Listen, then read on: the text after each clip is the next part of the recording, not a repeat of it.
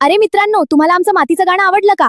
आवडलं असेल तर व्हिडिओला लाईक करा, तुमच्या मित्रांना हा व्हिडिओ शेअर करा आणि अशाच मजेदार मराठी बालगीतांची आमच्या चॅनेलला सबस्क्राईब करा.